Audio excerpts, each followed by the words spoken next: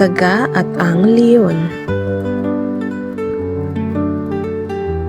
Isang daga na nakatuwaang maglaro sa ibabaw ng isang natutulog na leon.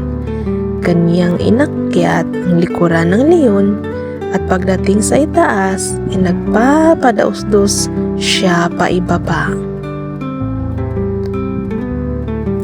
Sa katuwaan ay hindi niya napansin na nagising ang leon.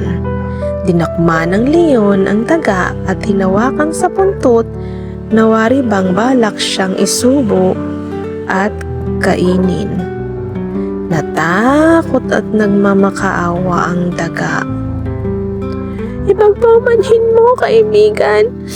Hindi ko sinasadyang gambalain ka sa pagtulog mo. Wala akong masamang hangarin. Katuwaan ko lamang na maglaro sa iyong likuran. Huwag mo akong kainin. Paiyak na sabi ng daga. Nabakas ng leon sa mukha ng daga ang tunay na pagmamakaawa. Sige, pagkakawalan kita, pero sa susunod ay huwag mong gagambalain ang pagtulog ko. Sabi ng leon. Salamat, kaibigan. Balang araw ay makakaganti rin ako sa kabutihan mo. Sagot ng daga.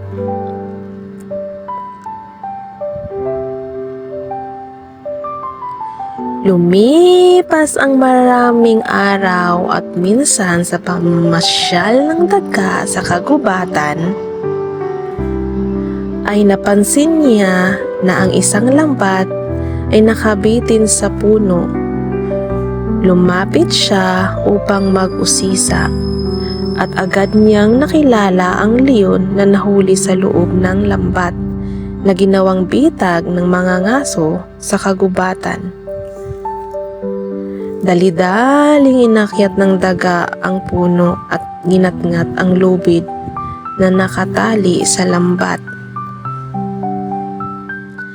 Agad namang naputol ang lubid at bumagsak ang lambat kasama ang leon sa loob. Mabilis na bumaba ang daga at tinulungan ang leon na makawala sa lambat. Utang ko sa iyo ang aking buhay. Laking pasasalamat na sabi ng leon sa kaibigang daga.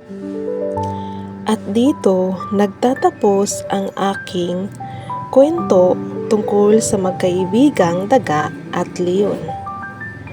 Ang aral na mapupulot natin sa kwentong ito ay huwag maliitin ang kakayahan ng iba base lamang sa kanilang laki at katayuan sa buhay.